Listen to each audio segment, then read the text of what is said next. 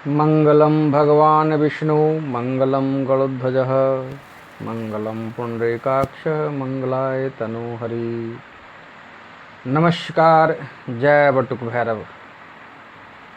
आज मैं आश्विन मास के कृष्ण पक्ष की इंदिरा एकादशी के बारे में बताने जा रहा हूँ। इंदिरा एकादशी का व्रत कथा क्या है, इसका महत्व क्या है। युधिष्ठिर बोले कि हे कृष्ण, आश्विन मास के कृष्ण पक्ष की एकादशी का नाम क्या है, क्या फल मिलता है और किन देवता का पूजन किया जाता है। भगवान श्री कृष्ण बोले कि हे राजन, आश्विन मास के कृष्ण पक्ष की एकादशी का नाम इंदिरा है। इस दिन भगवान ऋषिकेश का पूजन किया जाता है तथा इस एकादशी का व्रत करने से नीच योनि में गिरे हुए पितरों का उद्धार होता है।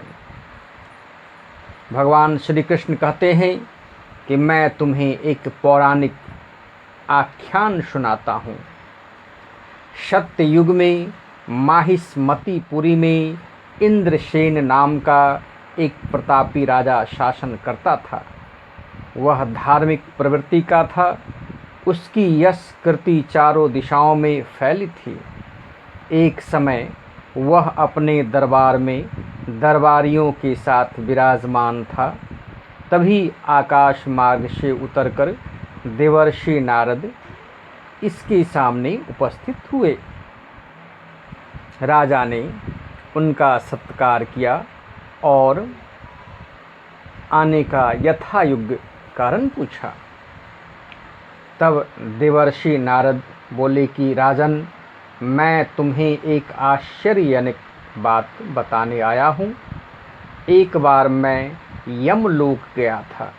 वहाँ यमराज ने आसन से उठकर मेरा श्रद्धा भक्ति से सत्कार किया और अर्घ्य देकर आसन दिया।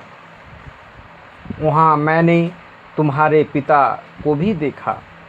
उन्होंने तुम्हारे लिए एक संदेश भेजा है, उसे ध्यान से सुनो।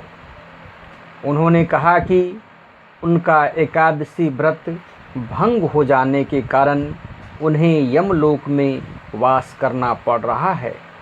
अतः आप मेरे पुत्र इंद्रसेन तक यह संदेश पहुंचा देना कि वह आश्विन मास के कृष्ण पक्ष की इंदिरा एकादशी का व्रत करके उसके फल का मेरे निमित्त संकल्प कर दे तो मेरी मुक्ति हो जाएगी और मैं स्वर्गलोक में चला जाऊंगा। नारद जी से ऐसा सुनकर राजा इंद्रसेन को अपार दुख हुआ और उसने नारद जी से इंदिरा एकादशी के व्रत की विधि पूछी। तब नारद जी बोले कि राजन, इस व्रत के लिए आश्विन मास के कृष्ण पक्ष की 10वीं तिथि को सवेरे और दोपहर को स्नान करें। उस समय जल से निकलकर भक्ति भाव से पितरों का श्राद्ध करें। एक समय भोजन करें और रात्रि में भूमि पर शयन करें। अगले दिन अर्थात एकादशी के दिन सवेरे दातुन करने के बाद स्नान करें और फिर भक्ति भाव से व्रत का संकल्प लेते हुए कहें कि आज मैं निराहार रहकर सभी भोगों का त्याग करूंगा, फिर कल ही भोजन करूंगा।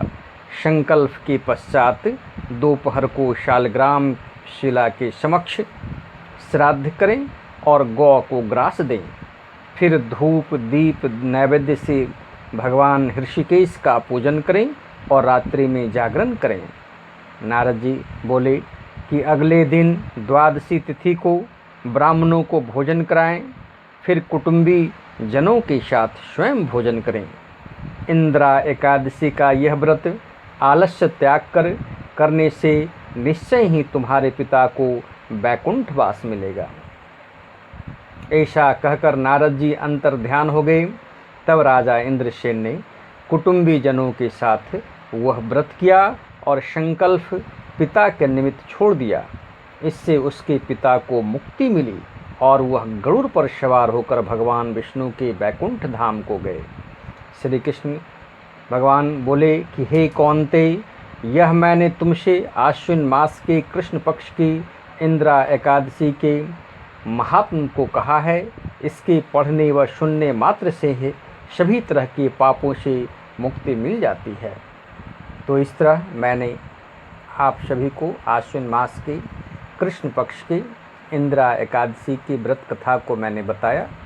आप इस वीडियो को लाइक करें, अधिक से अधिक शेयर करें। अगले वीडियो में फिर मिलते हैं, तब तक के लिए नमस्कार।